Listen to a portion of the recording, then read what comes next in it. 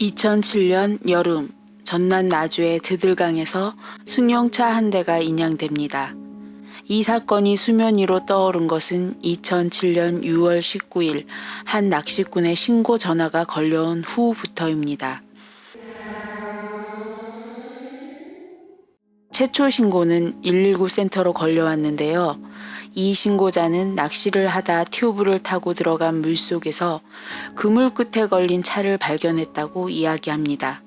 그러나 첫날 출동한 소방관과 경찰관들은 현장에 출동하여 수색을 하였지만 아무것도 발견하지 못하게 됩니다. 그러자 신고자는 다음날 112에 다시 전화를 합니다. 이러한 점은 뭔가 의문이 들었습니다. 대부분의 신고자였다면 한 번의 신고를 하고 구조대에 출동을 확인한 것으로 끝이었겠지만 이 신고자는 자동차를 발견하지 못하자 다시 신고 전화를 하고 사고 지점에 대해 아주 상세하게 설명까지 한 후 전화를 한급히 끊었는데요. 여기까지만 보면 단순히 신고자가 당황한 모습 정도로 볼 수 있지만 경찰은 통화 음성 속에 제3자의 음성을 포착했습니다. 떨지마, 힘내, 침착해 등 신고자가 당황하거나 머뭇거릴 때마다 신고자를 진정시키며 무슨 방향으로 어디를 지나서 어디 지점에 라고 설명해주는 목소리에 주목하며 이 두 사람을 용의자다 라고 직감하게 됩니다. 신고자의 설명대로 경찰은 드들강으로 다시 출동했고 물에 빠져있던 승용차를 인양하게 됩니다. 그 안에는 임신 5개월째였던 임산부의 사체가 함께 있었습니다. 임산부의 시신은 부검실로 옮겨지고 부검을 신속히 마친 결과 특별한 외상이 없고 폐에서 플랑크톤이 나온 것으로 보아 사망 원인은 익사로 판명하게 됩니다. 하지만 사망 시기가 이상했는데요. 남편인 박 씨가 피해자인 김 씨의 가출 신고를 한 것은 6월 11일이었는데 부검 후 밝혀진 사망 시점은 6월 6일 밤 11시경으로 판정된 것이었습니다. 당시 경찰은 초보 운전자였던 피해자 김 씨가 운전 미숙으로 사고를 내고 드들강에 빠졌다고 처음에는 결론을 내렸습니다. 하지만 단순 차량 추락 사고로 종결하기에는 수많은 의문점이 존재했는데요. 조사 중 신고자를 만난 경찰은 충격적인 사실을 알게 됩니다. 신고자는 피해자 남편의 지인으로 이 신고 또한 피해자 남편의 부탁을 받고 신고하게 되었던 것입니다. 이는 이 사건이 단순 운전 미숙 사고가 아니라는 점을 강력히 의심하게 해주는 큰 포인트라고 할 수 있었습니다. 차량을 인양한 경찰은 차량에 남은 흔적들을 찾게 됩니다. 피해자의 남편 이야기에 따르면 그녀는 운전 연습을 하겠다며 집을 나갔고 드들강 주변에서 연습을 하다가 미숙한 운전 실력으로 변을 당했다고 이야기하였지만 초보 운전자였던 임산부 아내가 안전벨트도 하지 않은 상태에서 전조등도 켜지 않고 밤중에 험한 강변을 운전 연습한 공간으로 선택했다는 것은 이해가 되지 않았는데요.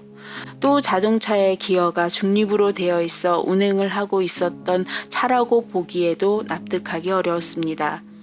또한 충돌의 흔적이 전혀 없었고 차문이 모두 열려 있었던 것으로 봐 이 사건에는 또 다른 진실이 감춰져 있음이 분명했습니다.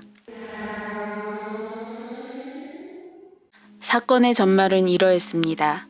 당시 김 씨는 남자친구와의 사이에서 아이를 임신한 상태로 헤어지게 되고 생계를 위해 일자리를 찾다가 우연히 박 씨가 아이를 돌봐줄 입주 도우미를 모집한다는 광고를 보고 박 씨의 15개월 된 딸아이를 돌보게 됩니다. 박 씨는 원래 조직폭력배의 일원으로 여러 사람에게 도박빚을 지고 사업을 하다가 망해 혼자 감당하기에는 버거운 빚이 있었습니다.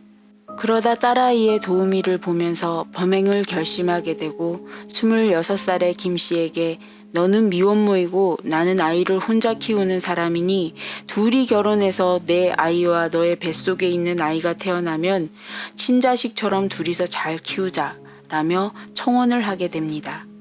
피해자 김 씨는 박 씨의 말에 응하고 2007년 5월 혼인신고를 하게 되는데요. 그 후 여러 개의 보험을 김 씨 앞으로 가입하며 피보험자는 김 씨로, 보험 수익자는 본인으로 가입을 하게 됩니다. 그 후 한 달여가 지난 6월에 이 사건을 저지른 것이죠. 그럼 박 씨가 수령한 보험금은 총 얼마였을까요? 모든 보험의 수령액을 합해보면 1억 9,800만 원에 가까웠다고 하는데요. 돈이 급했던 박 씨는 사건 당일 김 씨에게 두들강으로 운전 연습을 하러 나오라고 전화하여 유인한 후 차를 태워 살아있는 채로 차량을 강으로 밀어넣고 김 씨의 상태를 확인합니다. 그리고 며칠 후 112에 전화하여 아내가 가출했다는 신고를 하게 됩니다. 그날이 바로 6월 11일이었습니다. 경찰은 타살인 증거를 찾아야 했는데 여기서 여러 가지 의문점이 생겨났습니다. 바퀴의 주행 자국은 사고라고 하기에는 너무나 평범하게 나 있었고 충돌의 흔적은 현장의 그 어디에도 없었으며 승용차에서도 발견되지 않았습니다. 이를 이상하게 여긴 보험사가 경찰에게 증거를 제출한 것인데요. 경찰이 발견한 증거와 함께 재판에서 박 씨는 중형을 선고받게 됩니다. 그렇다면 신고자는 어떤 사람이었을까요? 그는 범인 박 씨의 친구였는데요. 박 씨의 부탁으로 신고 전화를 한 후 박 씨가 보험료를 수령하면 보험금의 일부를 받기로 합니다.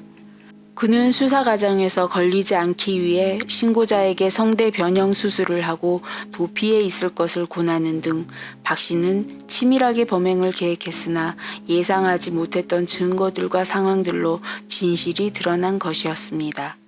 당시 재판부는 1심에서 그의 치밀하고 반인륜적인 피의자의 재질이 불량하다고 여겨 살인 및 보험 사기를 근거로 15년형을 선고했으나 박 씨의 항소로 2심에서는 당일 남편 박 씨는 밤 11시 22분 하스늪에서 마지막 발신 위치가 확인되고 피해자 김 씨는 밤 10시 51분 어머님과의 통화 위치가 사고 지점에서부터 9km 떨어진 곳이었기 때문에 박 씨가 31분 만에 이동하여 이 모든 범행을 저지르는 것은 불가능하다고 판단하여 살해 혐의는 무죄, 보험 사기 혐의만 인정하여 10년형을 선고하게 됩니다.